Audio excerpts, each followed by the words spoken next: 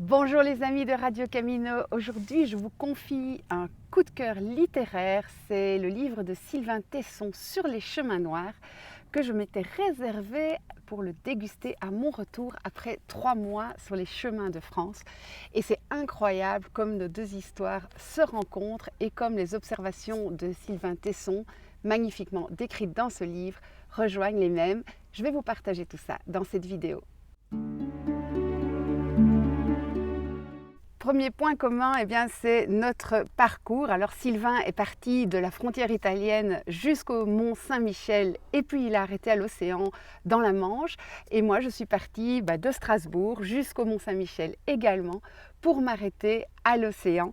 Selon lui, les falaises, ce sont les meilleures frontières et c'est exactement le ressenti que j'avais. J'avais besoin de terminer mon chemin face à l'océan parce que là je ne pouvais pas aller plus loin.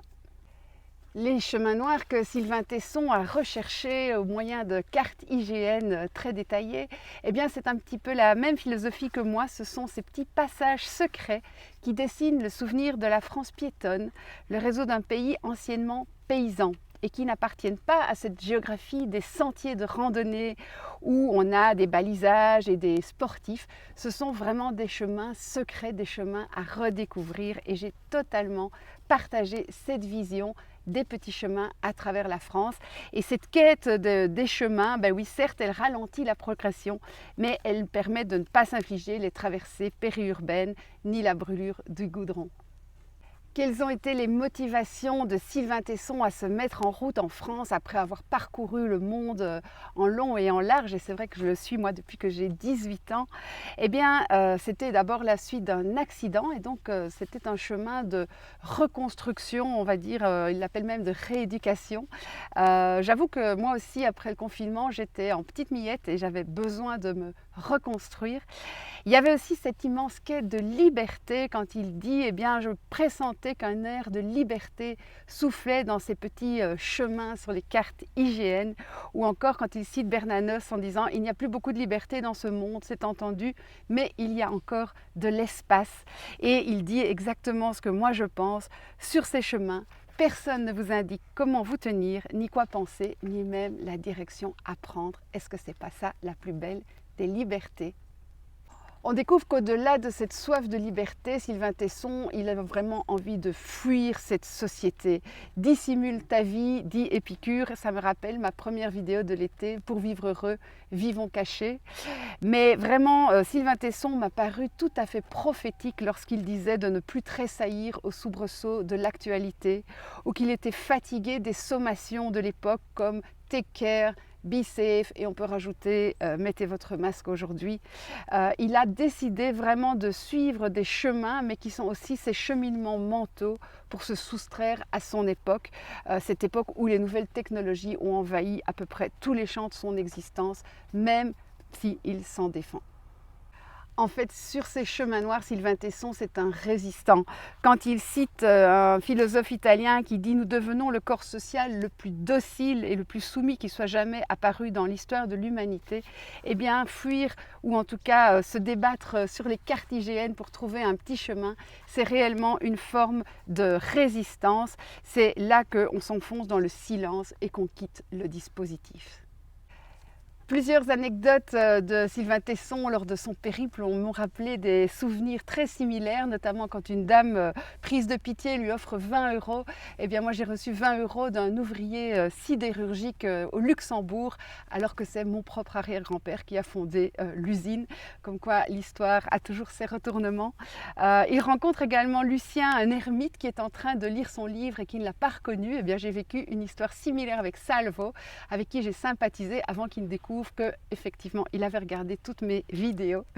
Il est aussi en quête des petits commerces dans les villages endormis et il y a comme ça une série d'histoires qui m'ont vraiment beaucoup touchée. Et ce que je préfère, c'est sa vision du bivouac quand il dit « Les nuits dehors, lorsqu'elles couronnent les journées de mouvement, sont à accrocher au tableau des conquêtes. Elles délivrent du couvercle, elles dilatent les rêves. Et encore plus beau, le bivouac est un luxe qui rend difficilement supportable plus tard les nuits dans les palaces. » Je suis tellement d'accord avec toi, Sylvain. Le livre porte le titre de Chemin noir et c'est vrai que le regard de Sylvain Tesson peut nous paraître très sombre, mais moi je le trouve tout à fait réaliste par rapport à la France rurale d'aujourd'hui. Pour les politiques, la ruralité c'est une malédiction, il faut une France mobile, connectée, moderne, alors qu'en fait la ruralité c'est peut-être les seuls petits trésors qui nous restent.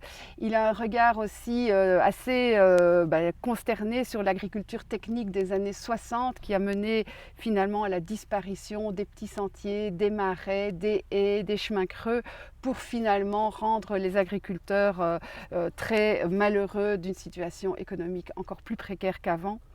Il a un regard très critique sur l'aménagement du territoire et les lois qui ont permis d'émailler l'entièreté des campagnes de petits pavillons en béton et de belles rocades avec des zones commerciales.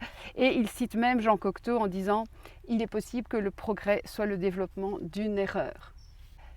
Des petits points aussi où j'ai tellement reconnu Sylvain Tesson, c'est quand il critique la télévigilance dans les villages et toutes les mentions de propriété privée que l'on va trouver à peu près partout, les interdictions, les panneaux. Également les pauvres villages qui sont frappés d'un sort funeste car le destin les a affligés d'une route nationale où passent les 33 tonnes. Et là, effectivement, je peux témoigner de villages totalement morts à cause de la nationale. C'est vraiment quelque chose qui m'a énormément frappée, et lui aussi visiblement. Quelles sont les leçons que Sylvain Tesson tire de son chemin? D'abord, c'est un chemin de guérison physique. On voit vraiment que sa santé s'améliore petit à petit au fur et à mesure qu'il avance à travers la France. Il se questionne aussi sur les grands voyages autour du monde, ces courses qui sont peut-être vaines quand le voyageur rafle les expériences et disperse son énergie. Il m'a aussi interpellée sur le fait de vouloir absolument changer le monde. Est-ce que finalement ce n'est pas de la toute-puissance, de la satisfaction de soi-même? Est-ce qu'il ne vaut pas mieux une expérience de repli sur soi plutôt que de vouloir changer le monde, peut-être le fuir? C'est une interrogation qui reste ouverte. Et je vais conclure par sa magnifique fin de livre où il dit « Une seule chose est acquise, on peut encore partir droit devant soi et battre la nature. Il y a encore des vallons où s'engouffrer le jour sans personne pour indiquer la direction à prendre. Et on peut encore couronner ces heures de plein vent par des nuits de repli grandioses. Il faut les chercher, il existe des interstices, il demeure des chemins noirs. Alors, de quoi se plaindre ? Je vous invite à lire ce délicieux ouvrage de Sylvain Tesson. La plume est trempée dans une encre parfois amère mais excellente et vraiment vous allez vous régaler, surtout si vous aimez découvrir les petits chemins noirs. Sur ce, je vous souhaite une bonne lecture et je vous dis à bientôt les amis. Ciao!